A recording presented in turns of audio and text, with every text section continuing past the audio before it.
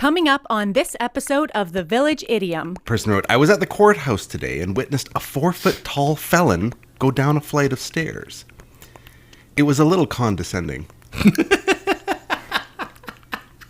Dum dum da da, Village Idiom. Hello and welcome to the Village Idiom. We are a podcast, and every single week we choose a popular saying to take a shallow, hopefully comedic, once in a while even interesting dive into its usage, its origins, its meaning, but we're also going to use it to hang our otherwise directionless conversation on. My name is Jurassic Mark, way over there. I'm Skinny. And between us, I'm just Chris. Just Chris. It's like... Welcome back. It's Thank like you. The two thorns and the flower in between. It's beautiful. And the days that you're not here, it feels like they're deflowered. Like just, it's not the same. We feel deflowered when you're not here. We are sans flower. You're so cultural. This is a Canadian program, so that's good. Half of today's program will be en français. Which half? The bottom half. Excellent. The right half. Excellent. Well, welcome. Is this your third time here or second time here? Third, yes. Nice. What were do you remember the quiz you hear? What were the idioms of your last visit with us?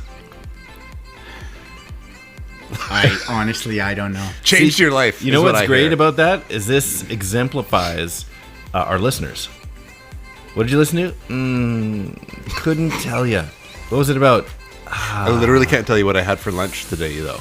They got deflowered. They told a story about a thing. And stuff.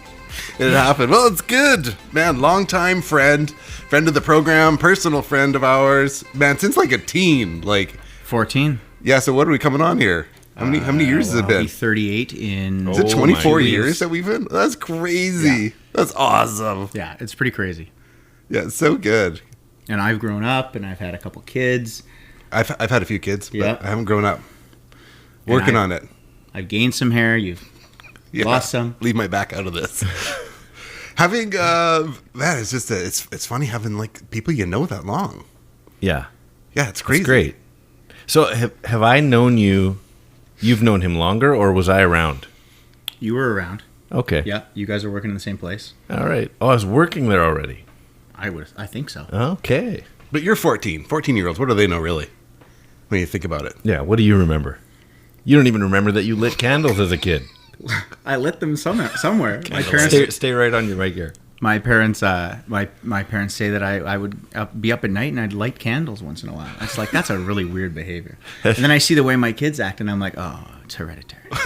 Is it like a disturbing upbringing? So your kid not in a what's a fire starter guy called? Oh, pyro. Not a pyro. No, I don't think. I mean, I liked fire as a kid, I guess, but Drew Barrymore. it wasn't like I lit like a candle in every room and then went to bed and was Right. like, this is my swan song. Were you just creating like a spa, like the aromatherapy of it all? I don't know. I had ADHD as a kid. Your So. parents might bring that up. So and it be wasn't like, just one candle; it was all the candles. 16 actually. I see. Beautiful. 16 candles. And then I put the movie on. It was a little bit out of my wheelhouse. So your parents, how old would you? How old did they say you were when you were lighting candles? Oh, it's probably, like 8 to 10 or So something like here's my question. They're probably telling me, let me tell you about Chris when he was a kid, the stuff he would do. Why was there matches available to you? Yeah, that sounds like a parenting maneuver. It's a parent problem. Yeah, here. and it would have been matches, or it would have been Your parents like having a nap it would in the have been middle the of the day. fireplace. It would have been the fireplace. like a wood burning fireplace. No, it was one of the Coal? electric ones. So like- wait. like firewood. You were lighting candles with an electric think so. fireplace. I How? think so. You just put the candle in, and then you take it The out. candle's also electric. Yeah, that's how you light them. You walk around like this. Starting to be not so dangerous after all. There's a candle or two. battery operated It's a candle or tea-light two. candle. My parents love to hyperbolize stories, and it's good because my dad's a storyteller. He is a Totally. storyteller. Yeah. But then, of course, my wife now gets to use that against me, and when my Were your my dad's children, fake stories? no, yeah, he's like, oh, your dad said you lit 100 candles in the house. I'm like, No one has 100 candles in their house. Your dad is like a local celebrity because he was like on the news and did like kind of not like We can't get him, so. not like fluff pieces, but he would do like entertaining, like just like was the- old school, like the kind of it's news that you called, wanted to watch. it's Special interest. Special interest, yeah. Yeah. And so if you ever like lit one candle, in his eyes you lit 10, and we can make a whole episode on this. So, because yeah. he's looking for content. Here's a funny thing about your dad is I met your dad before I met you. In previous occupation, I worked at a vacuum place, and he came wandering in just before Mother's Day and wanted to do a special interest piece on whether vacuums are a good Mother's Day gift.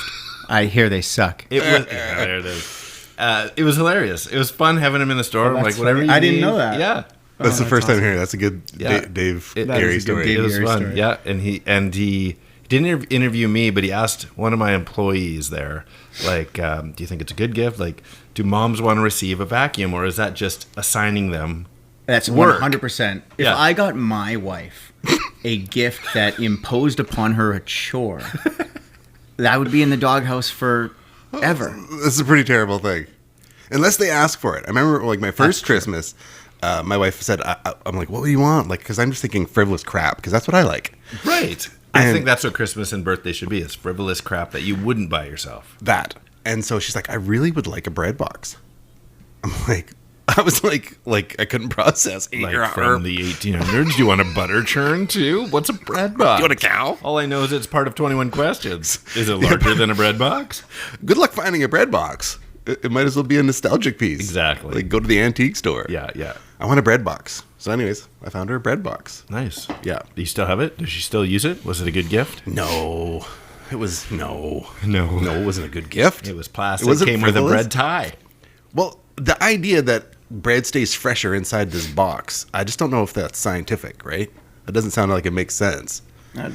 Outside turns moldy, inside the box. What's inside the box? What's in the box? What's in the actually box? I looked up. I don't remember now, but One I of the best remember scenes being of the movie ever. I remember being fascinated by the bread box because we had one and bread distinctly lasted longer. I'm like, what is the magic here? There's no refrigeration. And I looked it up at one point. I don't remember, but it does work. Keep it in its plastic bag, but put it in a bread box. Maybe it's exposure to light. All I know is bread is awesome. Oh, here we go. That is amazing. I mean, even just the smell of bread is so good. How many bread jokes is he gonna do? Bread is so good that bread makes other things taste better. I mean, everybody likes a turkey dinner, right? But why? Turkey's just a larger chicken. Turkey dinners are good because it's stuffed with bread. It's good. It's a good point. Salad is a salad, but throw a fistful of croutons on there. Now I'm interested. That's like the Jim Gaffigan bacon. Exactly. It's like, oh, you don't want this salad? Bibbidi bobbidi bacon. Bread. Exactly. Now you got an entree. Bread is so good. Bread is Places amazing. like the Olive Garden use bread to lure you in for the rest of the meal. Right? It's all in the delivery. I thought of a couple jokes there, and I was like, nope, not going to say those. Well, we should jump into at least a hint about what today we're talking about. Here's my hint for today. Because Okay. today is obscure, and I'll tell you why in a second. It is bizarre. What do you mean, Harry, sir? It's Harry. And Harry? Yes. Harry. Heel! It's so hairy! Why is it so hairy? Heel. There you go. So we've got two key words there, Harry and heel. We are taking an idiom that is Hairy.At.The.Heel. Ever heard of it before we decided to do it today? No. No. And here's why. It's British and it's outdated. It's not even used anymore. But we can bring it back. But it is in literature, which is why anybody even knows it. So we'll get into that in a little bit. But like, I think it was Agatha Christie. Like it's well used in her books. She's the cookie lady, right? The cookie lady. Christy Cookies. Agatha Christie cookies. Yeah. So it's a weird one. So you, before we started recording, told me you looked up its origin. So Yeah. you're gonna have to refrain from playing this game. Now, Oh, okay. Now, Skinny, I'm gonna give you a few options, and I hope it has so much to do with nasty, like, goblin, You know what? Lord of the Rings feet. before I even give you options, if you were to create an origin story to Hairy.At.The.Heel, Okay, I'm going to go with it has something to do with actual feet. because I think it's a weird thing, and there's things like where people talk about like, this person like was really into feet, or like a foot fetishy type person, where it's like, they really are into feet, where some people think feet are gross. And so I don't know where you land on this kind of debate. Okay. You into feet? I have 2. Yeah. But other than that, they're nasty. Mine are gross. I've experienced defeat. Yeah. Agonizing. I've been defeated. Mm-hmm. Okay, so I'm going to give you 4 quick options. I'm going to go with something that actually has real feet to do with feet, unless I hear something that's so outlandish. Well, I can't remember my options here, but they might all have to do with feet. Okay. So here we go. Number 1. These so 4 options. 1 is correct. People have told me that I have a foot fetish, but I'm Canadian. People, like plural people. So I'm Canadian, but it can't be. It has to be a metric fetish. We continue. Popularized in the late 19th century, having to do with horses, it was said that the more hairy the feet were on the horse, the worse the breeding. So you don't know its origin or meaning, right? So I went a little outside of the box on this game. That's an origin. I'm going to match it with a meaning. Outside of the bread box. Outside of the bread box today. I'm thinking outside of the bread box. So, popularized in the late 19th century, having to do with horses, it was said that the more hairy the feet were, the worse the breeding, and it means someone untrustworthy or someone who is less than in society. Okay, I've seen horses with hairy feet. Yeah, I think Clydesdale. Yeah, Clydesdale. That's exactly what I was thinking. Are they hairy though, or are they just huge? They're huge and hairy. Everybody knows that. That's a workhorse. Well, but you think of like a thoroughbred. Have you ever been next to a Clydesdale? Yeah. Oh, yeah. My Western Washington Fair. That is but when you think of like a animal. racehorse, they have beautiful, like slender legs. That's true. They cut their nails.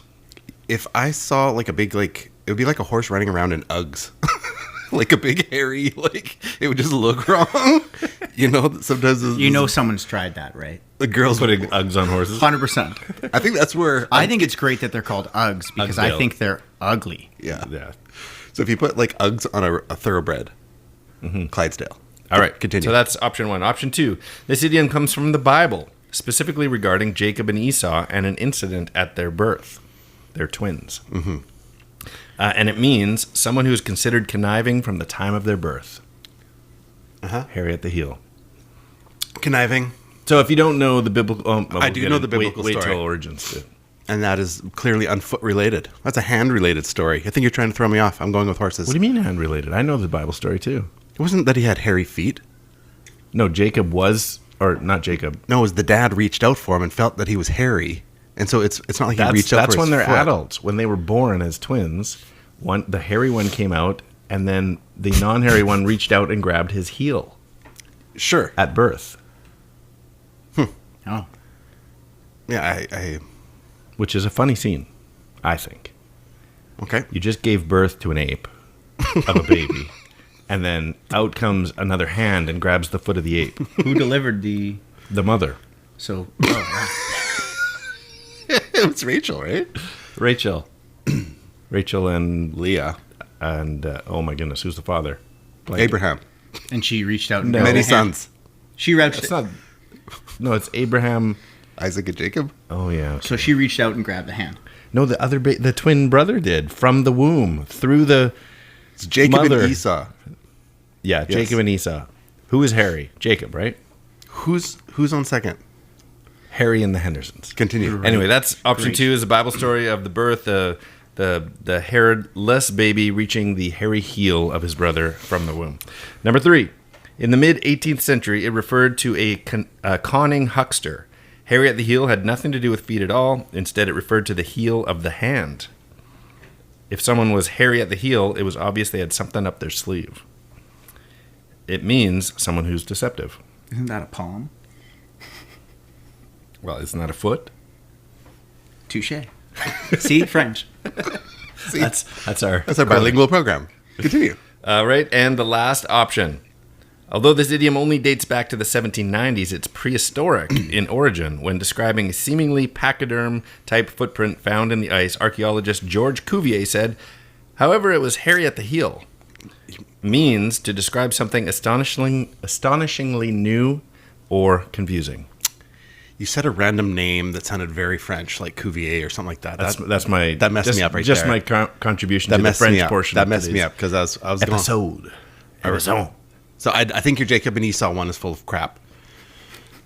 I think you don't know your Bible. You don't even remember the heel part of that story. But you've also said the word deceptive in like 3 of the stories. Let's see. Meaning is untrustworthy or a less than in society. Meaning 2 was someone who's considered conniving, but from the time of birth. Number 3 is someone who's deceptive. Number 4 is something astonishingly new or confusing. Well, I got mine locked in. Illegitimate children. How about you? What do you think, Chris? You got something you want to add in? I already know it. Oh, okay. He looked it up. He cheated. Okay. I researched. Or that. Depending on how you look at it. I like that it is deceptive. So its meaning is deceptive. I said some words. Where'd they go? Where'd they go? No one can know. I turned around and looked behind. Those words came from another mind. Origin.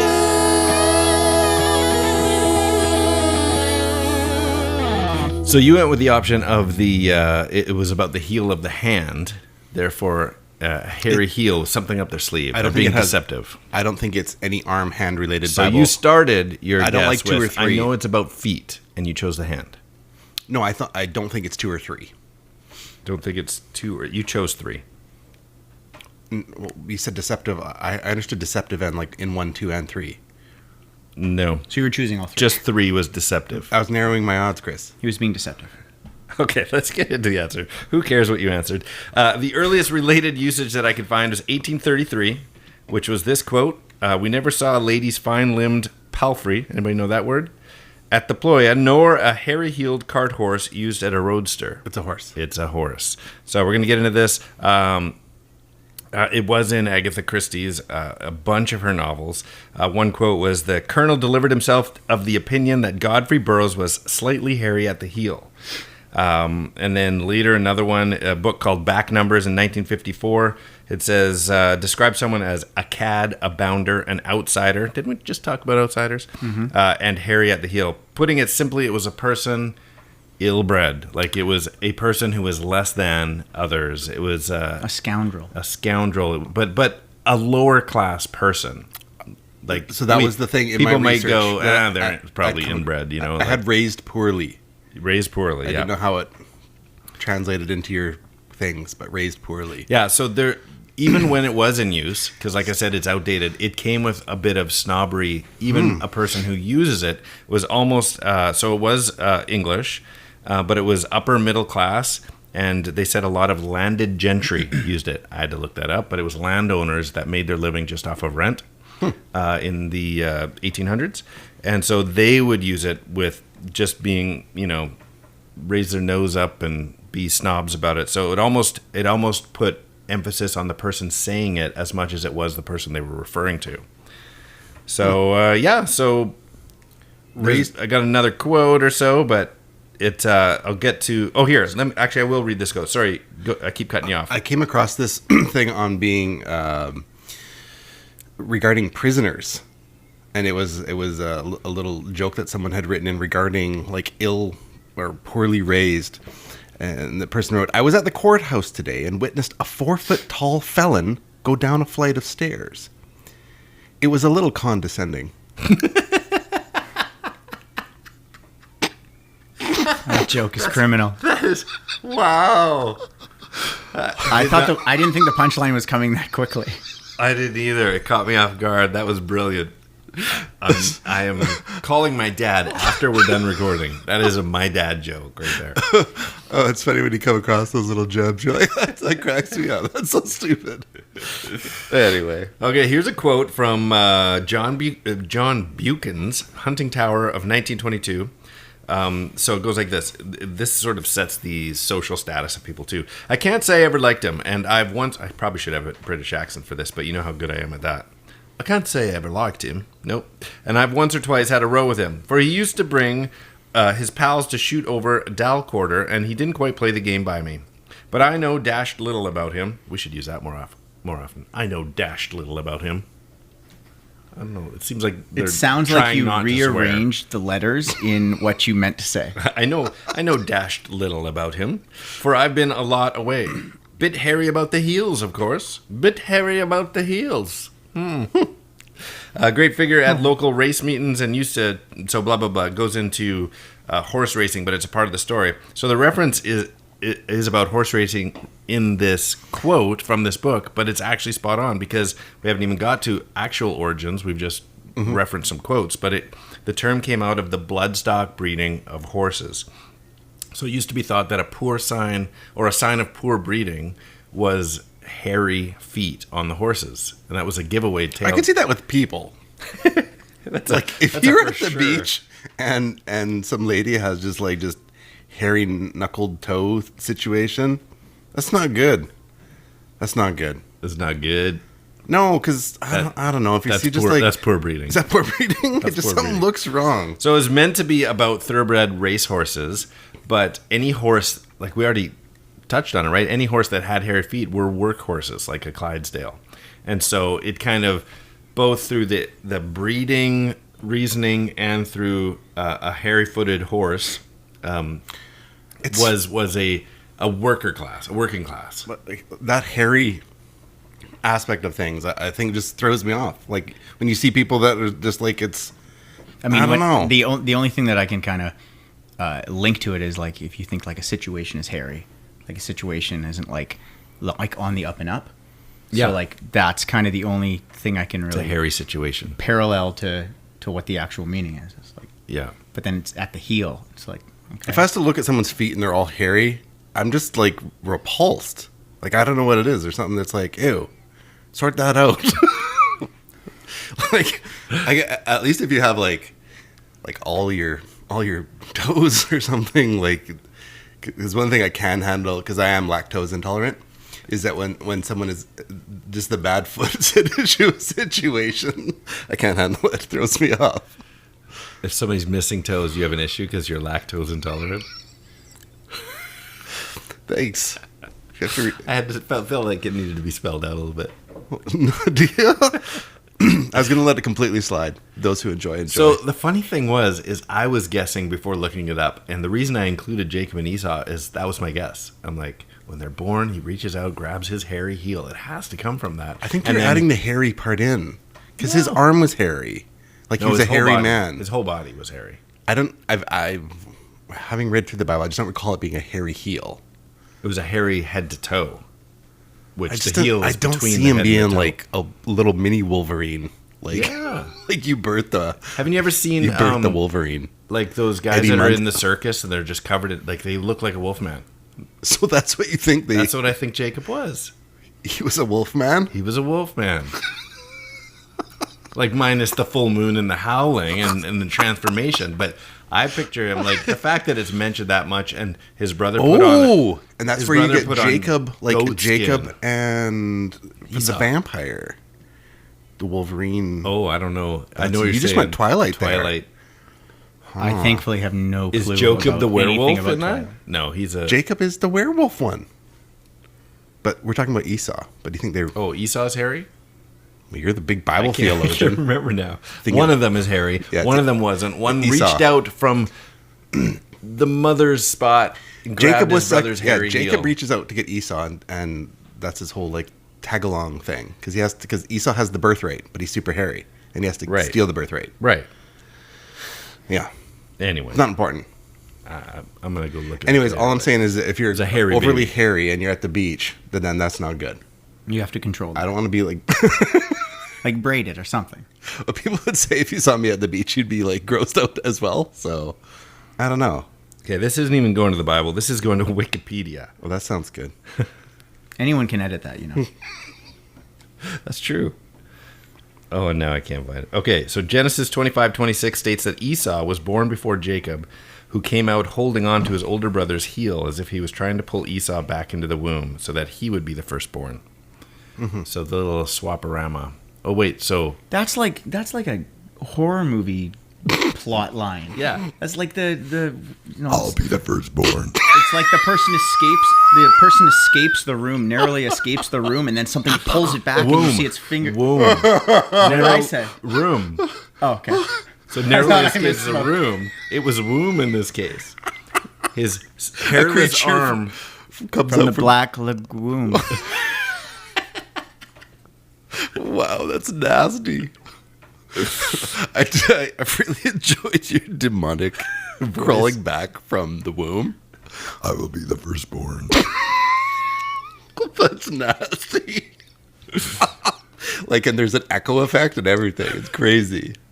We put that in post. Yeah. Oh, it's awful. So there you go. Hairy.At.The.Heel. It was a weird idiom to look up. It was suggested a while back. Why don't we do some international ones? So we did, and it was a struggle. Why I wasn't going to go with horse is because I've seen hairy horse and they're majestic and beautiful. Like where they're like their feet, they're a beautiful animal. So I didn't think it was a horse. You didn't think it'd be a negative thing, No, but you didn't know it was a negative idiom. like I didn't think it was like, oh, that what horse. That horse is some big inbred weird horse because it's got hairy. Oh right, yeah. Hairy. There's a name for it. A fetlock. Fetlock, yeah. There's a hairy fetlock. So some versions in print, it's Harry at the Fetlocks. No. Yeah. Okay, that would have been a giveaway. Yeah. If you knew what a fetlock was. Right. Yeah, exactly. This is getting weirder all the time. So British, outdated, It's a French word. or horse origins, horsegens, Well, of course. and there it is. So yeah, there you go. I hope you enjoyed it. I did. I learned something. Good. How about you, Chris? You good? Yes. Okay, I also came across this regarding feet, in case you guys are interested. I am. Did I say I am too quickly there? Be careful. You know YouTube censors things. Okay, so, a shoemaker is Cobbler. the person who makes the prosthetics. An Hobbler.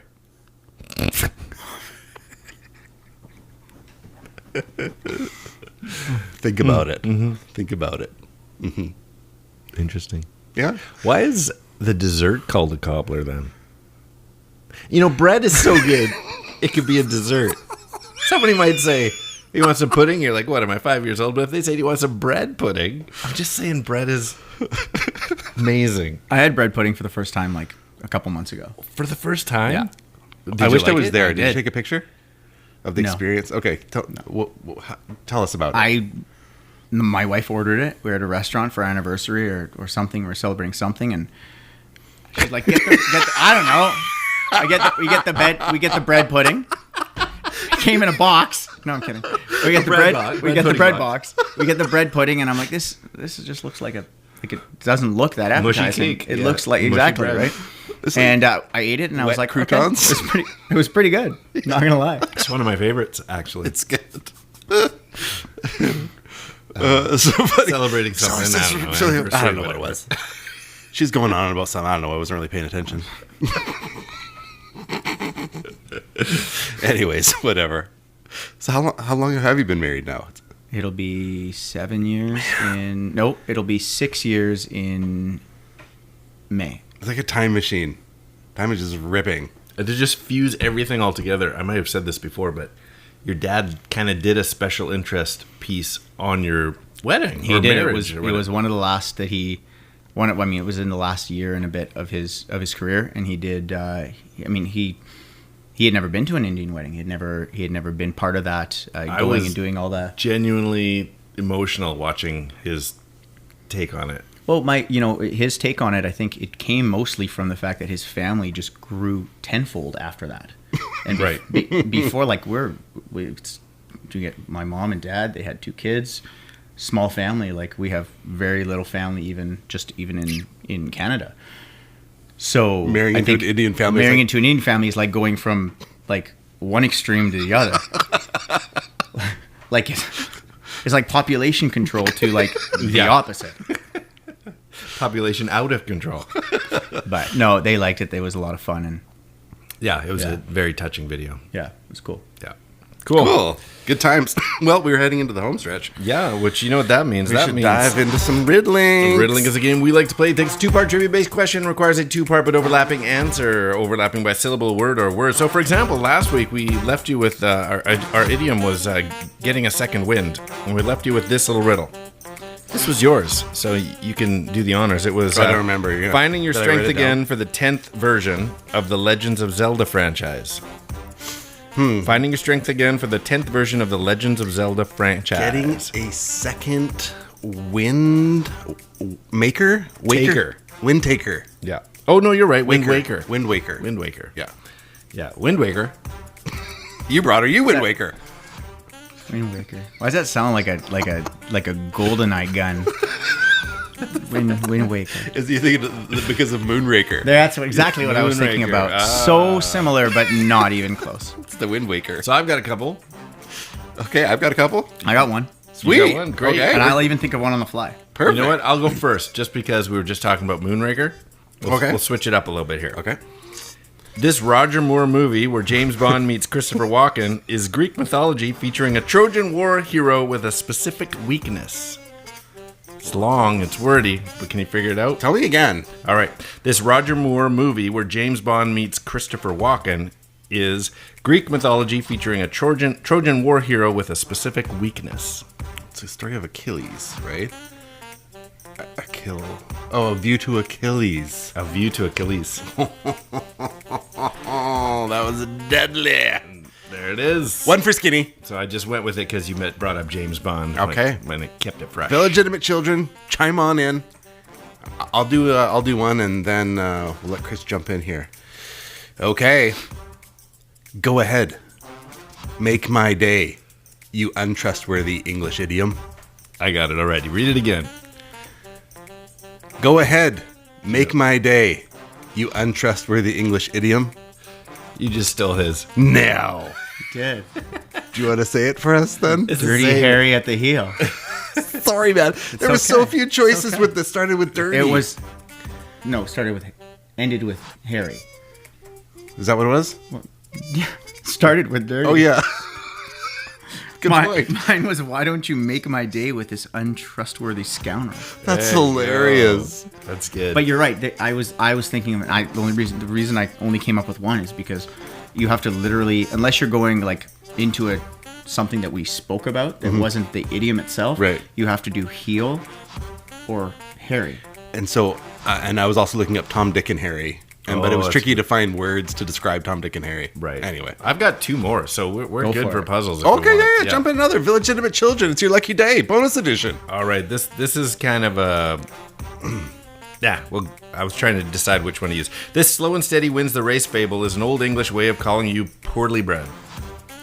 This slow and steady wins the race fable is an old English way of calling you poorly bred. The tortoise and the Harry.At.The.Heels. That's it. The Nice. tortoise and the Hairy.At.The.Heel. Good. Beautiful. You got another one? I like a lot. Or are we all out? No, I got another one for you here. Okay, this one's a little tricky. Okay. It's going to really push the illegitimate children into their movie zone, their music zone. An English idiom for you were raised poorly by no vacancy in School of Rock. Oh, wow. An English idiom for you were raised poorly by no vacancy in School of Rock. Man, it's a song in the movie. There's So one. It starts with heal.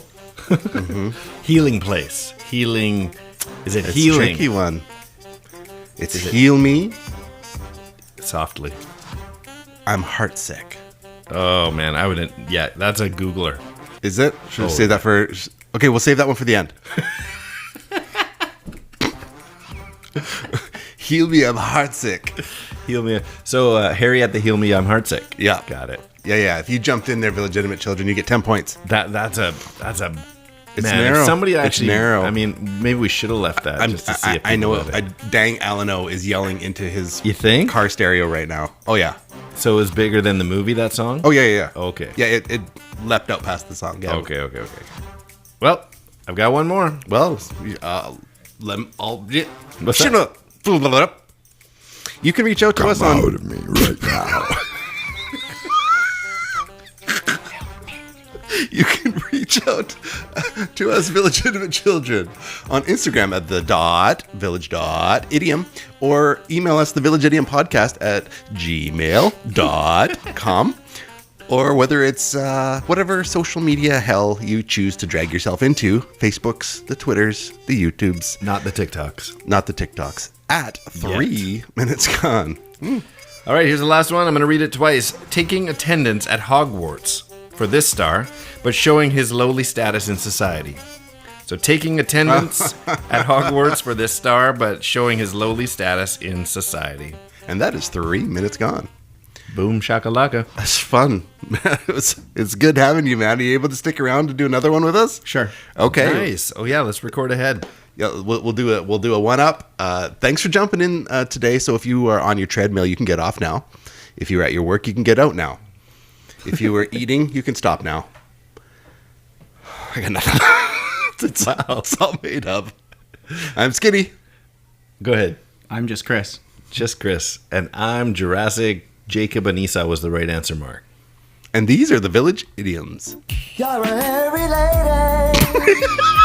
And that's 3 minutes gone.